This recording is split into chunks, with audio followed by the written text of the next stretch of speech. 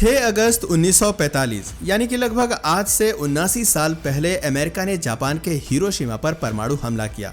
इस हमले से आग और धुएं की ऐसी लपटें उठी कि वहां आसपास के एनवायरनमेंट का टेम्परेचर 3000 से 4000 डिग्री सेल्सियस हो गया और 10 सेकंड से भी कम समय में हिरोशिमा तबाह हो गया।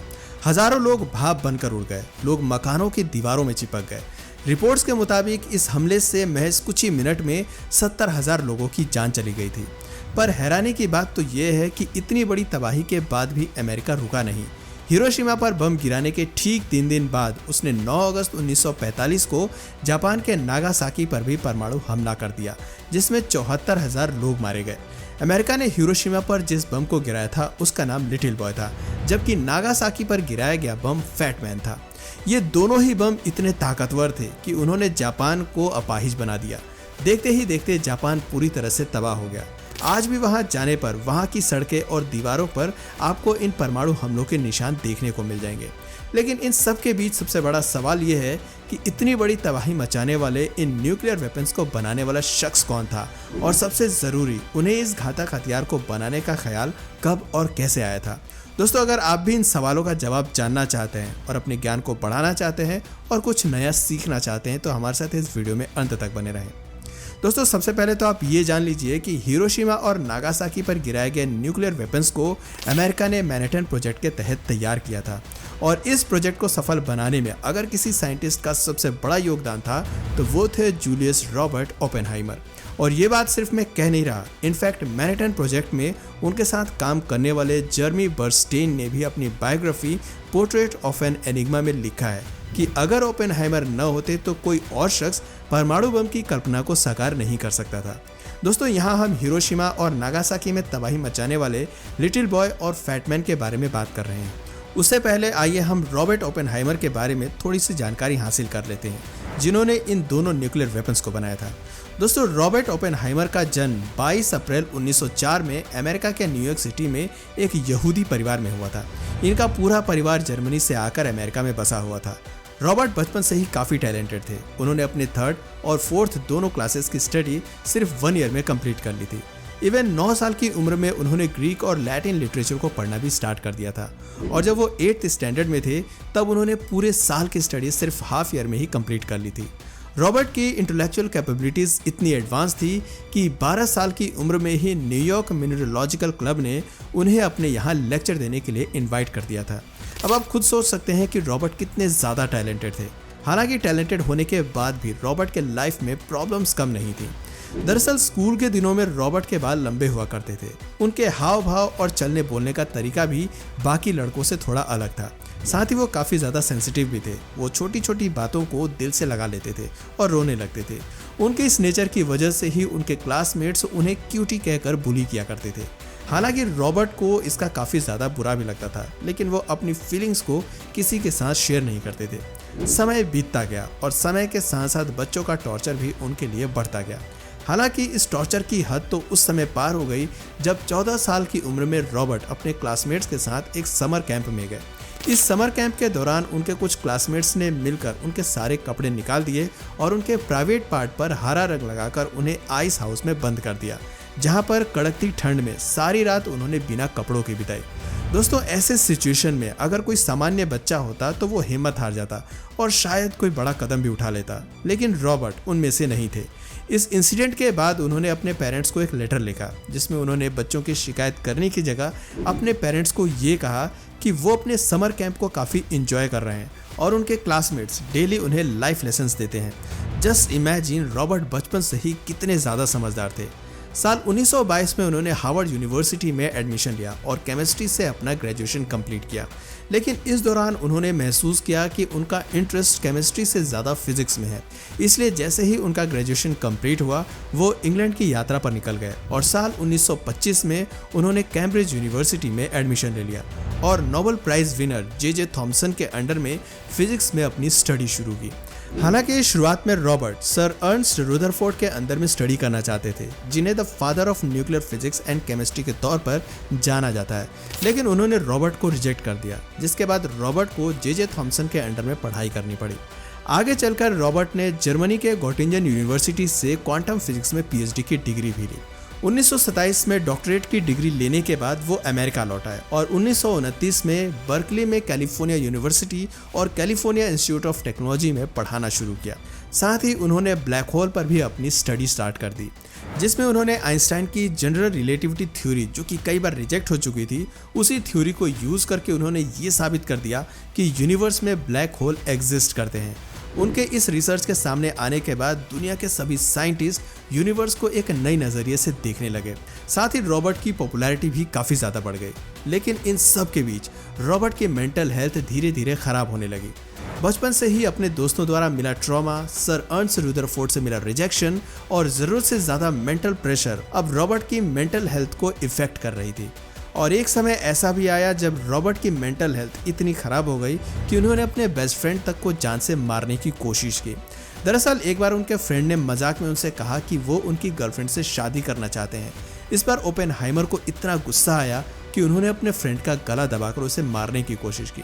हालांकि उनके फ्रेंड की जान तो बच गई, लेकिन इस इंसिडेंट के बाद रॉबर्ट ये समझ गए कि उनके साथ कुछ तो बड़ी प्रॉब्लम है। जिसके बाद वो कई डॉक्टर्स से मिले, जिनसे उन्हें पता चला कि वो डिमेंटिया प्रीकॉक्स नाम के डिजीज से पीड़ित है। दोस्तों, ये एक तरह की मानसिक बीमारी है जिसमें व्यक्ति को ऐसा लगने लगता है कि उसके आसपास के लोग उसकी जान लेना चाहते हैं।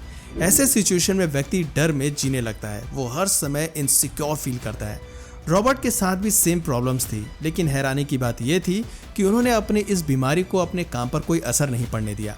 इस दौरान उन्होंने हाइजेनबर्ग, एग्वेन विग्नर, वोल्फगैंग पॉल और एनरिको फर्मी जैसे कई बड़े साइंटिस्ट के साथ उन्होंने काम किया और कई बड़े खोजें भी की। लेकिन कुछ समय बाद वे सब इन चीज़ों से बोर होने लगे, जिसके बाद उन्होंने स्पिरिचुअल दुनिया में कदम रखा और इस क्षेत्र में अपने रिसर्च के दौरान उन्हें पता चला कि इस धरती पर सबसे ज़्यादा वाइड और डीप माइथोलॉजी अगर कोई है तो वो है हिंदू माइथोलॉजी। इसलिए अब उन्होंने हिंदू माइथोलॉजी की स्टडी करने की सोची, जिसके धार्मिक ग्रंथों को समझने के लिए उन्हें संस्कृत सीखने की जरूरत महसूस हुई। संस्कृत सीखने के लिए साल 1933 में उन्होंने बर्कली के कैलिफोर्निया यूनिवर्सिटी के प्रोफेसर आर्थर राइडर से संस्कृत सीखना शुरू कर दिया।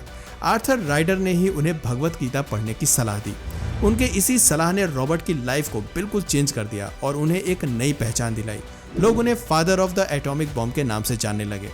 दरअसल साल 1939 का साल था जब सेकेंड वर्ल्ड वॉर की शुरुआत हुई। उस समय जर्मन तानाशाह एडोल्फ हिटलर ने दुनिया में तबाही मचा रखी थी। अमेरिकन को लगा कि अगर हिटलर ने पहले परमाणु बम बना लिया तो वो दुश्मन देशों को मिटा देगा। इसलिए अमेरिकी सरकार द्वारा मैरीटाइम प्रोजेक्ट की शुरुआत की गई और इसके साथ ही सबसे विनाशकारी बम बनाने पर काम शुरू हुआ, जिसके लिए ओपेनहाइमर समेत कई वैज्ञानिकों की एक टीम बनाई गई, जिसका काम सबसे पहले ये पता लगाना था कि परमाणु बम बनाया जा सकता है या फिर नहीं। कई सालों की रिसर्च के बाद साल 1942 तक ये कंफर्म हो गया कि परमाणु बम बनाया जा सकता है। बस फिर क्या था, ओपेनहाइमर और उनकी टीम ने अपनी स्किल और इंटेलिजेंस की हेल्प से ऐसा बम बनाया जो मुंबई जैसे 3 महानगरों को पलक झपकते ही तबाह कर सकता था। दोस्तों, ऐसा कहा जाता है कि शुरुआत में ओपेनहाइमर परमाणु बम बनाने के लिए तैयार नहीं थे, जिस पर यूएसए गवर्नमेंट ने ओपेनहाइमर को समझाते हुए ये कहा था कि अगर हमने परमाणु बम नहीं बनाया तो वो दिन दूर नहीं जब जापानीज हमारे ही घर में घुसकर हम पर हमला कर देंगे।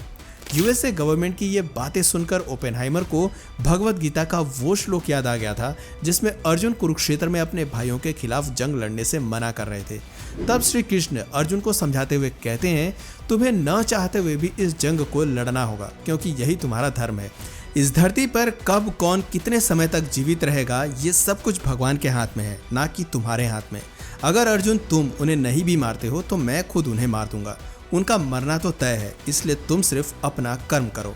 दोस्तों, भगवत गीता के इस श्लोक के याद आने के बाद ही ओपेनहाइमर परमाणु बम को बनाने के लिए तैयार हो गए थे, जिसके बाद कई सालों की लगातार मेहनत के बाद साल 1945 तक परमाणु बम बनकर तैयार हो गया। जिसके बाद बारी थी इसके टेस्टिंग की, जिसके लिए 16 जुलाई 1945 के दिन को चुना गया।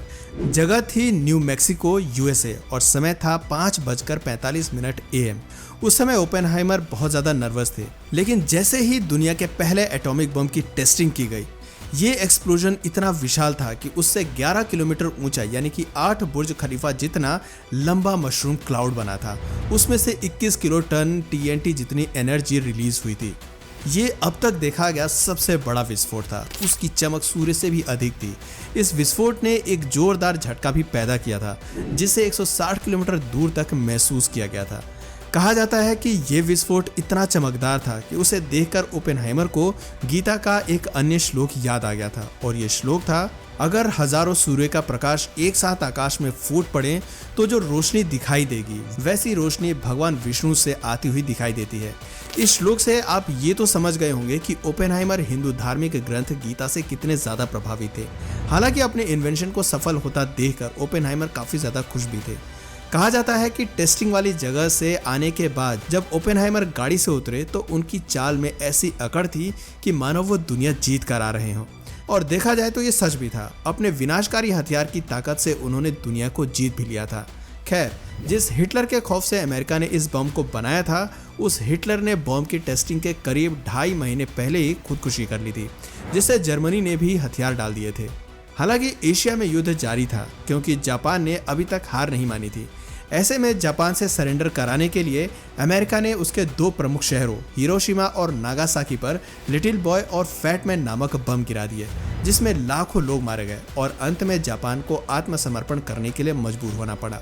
वैसे अगर इन दोनों बॉम्ब्स के नाम की बात करें तो जहां हिरोशिमा पर गिराए गए लिटिल बॉम्ब को उसके लंबे और पतले आकार की वजह से उसे ये नाम मिला था, तो वहीं फैट मैन लिटिल बॉय से दिखने में काफी अलग था। ये लिटिल बॉय की तुलना में ज्यादा मोटा और गोलाकार था। हालांकि लिटिल बॉय और फैट मैन दोनों की ही लंबाई 10 फीट थी, पर जहां लिटिल बॉय का डायमीटर 28 इंच था, वहीं फैटमैन का डायमीटर भी 60 इंच था। वजन के मामले में फैटमैन लिटिल बॉय से ज्यादा भारी था। इसका वेट लगभग 4898 किलोग्राम था, जबकि लिटिल बॉय का वेट 4400 किलोग्राम था। इसके अलावा लिटिल बॉय परमाणु बम में 64 किलोग्राम यूरेनियम इस्तेमाल किया गया था। यहाँ यूरेनियम के आइसोटोप U-235 को इस्तेमाल किया गया था, जिसके विस्फोट से 15,000 टन TNT का धमाका हुआ था। वहीं फैटमैन में यूरेनियम की जगह प्लूटोनियम का इस्तेमाल किया गया था। इसे प्लूटोनियम के आइसोटोप्स P239 के जरिए इसे ऑपरेट किया गया था। इसके न्यूक्लियर फिजन से हुए परमाणु विस्फोट से 21,000 टन का TNT का धमाका हुआ था, और ये दोनों ही धमाके इतने जबरदस्त थे कि इससे पलक झपकते ही हजारों लोग मौत की नींद सो गए थे, जबकि इसके रेडिएशन से घायल हुए लोगों ने भी कुछ समय बाद ही अपनी जान गंवा दी थी। दोस्तों, शुरुआत में ओपेनहाइमर भले ही अपने काम से काफी खुश थे, लेकिन अपनी आंखों के सामने लोगों को मरता देखने के बाद ओपेनहाइमर को अपने काम का काफी पछतावा भी होने लगा था, जिसके बाद उन्होंने परमाणु हथियारों के प्रोडक्शन और डेवलपमेंट को रोकने के लिए कई लड़ाइयां भी लड़ी, और अंत में 62 साल की उम्र में उनकी मृत्यु हो गई। तो दोस्तों, इस वीडियो में फिलहाल इतना ही। वैसे ओपेनहाइमर के इस इन्वेंशन को आप वरदान कहेंगे या अभिशाप? अपना जवाब हमें नीचे कमेंट सेक्शन में जरूर बताइए। उम्मीद है आपको आज का ये वीडियो काफ़ी पसंद आया होगा। अगर हाँ, तो इस वीडियो को लाइक करें और इसी तरह और भी अमेजिंग और इंटरेस्टिंग वीडियोस को देखते रहने के लिए चैनल को ज़रूर सब्सक्राइब कर लें। Thanks for watching.